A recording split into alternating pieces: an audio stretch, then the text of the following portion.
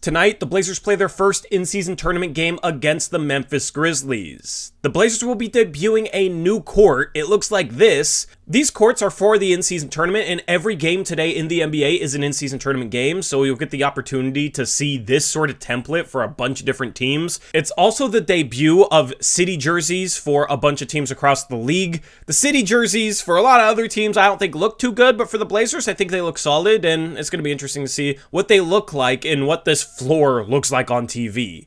But what about the basketball that'll be played on the floor tonight? The Blazers are going up against a Grizzlies team who is the only team in the NBA not to win a game yet this season. There's one main reason for that, and that is injuries and suspension because Ja Morant can't stop playing with guns. Morant is suspended the first 25 games of the season. Of course, he's their best player. He's an all-star, and the Blazers are catching the Grizzlies at the right time without Ja Morant, as this is the first of 2 games in a row that the Blazers will be playing the Grizzlies at home. The Grizzlies are also without Steven Adams, who's out for the season, and Brandon Clark, who's out for the foreseeable future as he tore his Achilles last March. In the past, the Grizzlies have been a really good team without Ja Morant, and it's a bit surprising to see them sitting here at 0-5. But in the past, they had a ton of front court depth that they could throw at teams, and they were still a really good defensive team.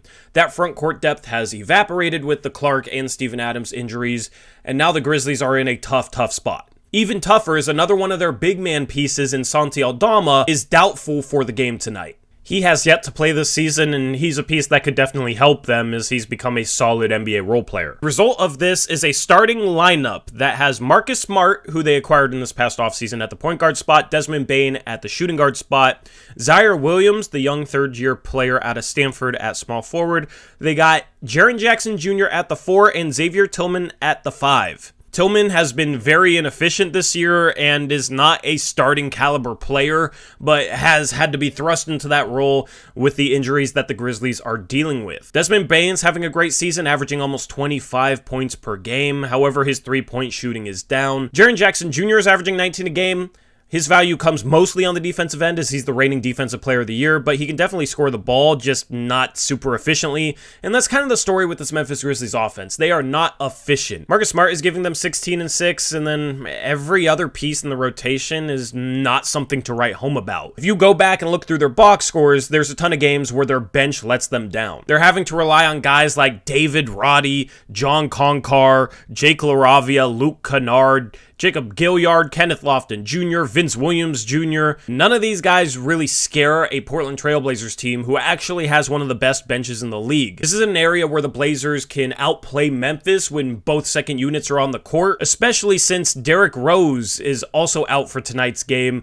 So that's just another loss for this beat-up Grizzlies team. Offensively, the Grizzlies have been a mess. They rank 26th in effective field goal percentage, including 21% at the rim and 23% from behind the three-point arc. They shoot the second most threes in the league despite not being a good three-point shooting team and don't really get to the rim.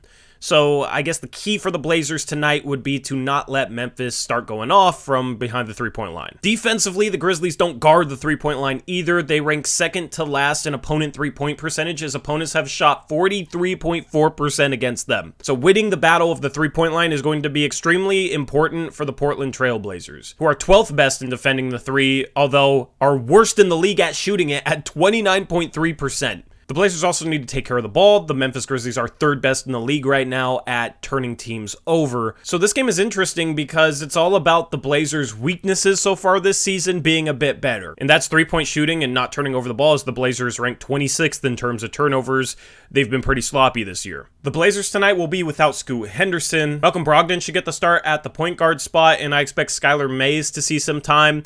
And with the Blazers missing Simons and Henderson, they actually don't have a lot of guard depth. So you may see some big lineups. You might see Matisse Thybulle play more minutes and play them at the shooting guard spot with Toumani Camara at the 3. And my worry with these big lineups is how they function offensively, especially if you got Robert Williams at the 4, Matisse Thybulle and Toumani Camara, DeAndre Ayton. That's not a lot of shooting out there. But truly, I think Portland is the more talented team, and they definitely have the better bench unit. I think if the starters can hold serve, I think the Blazers will be able to win this game. Of course, in the NBA, one team having a hot shooting night and one team having a cold shooting night can make all the difference in the world, and that's really the key for this Memphis Grizzlies team, where every single team has had hot shooting nights against them.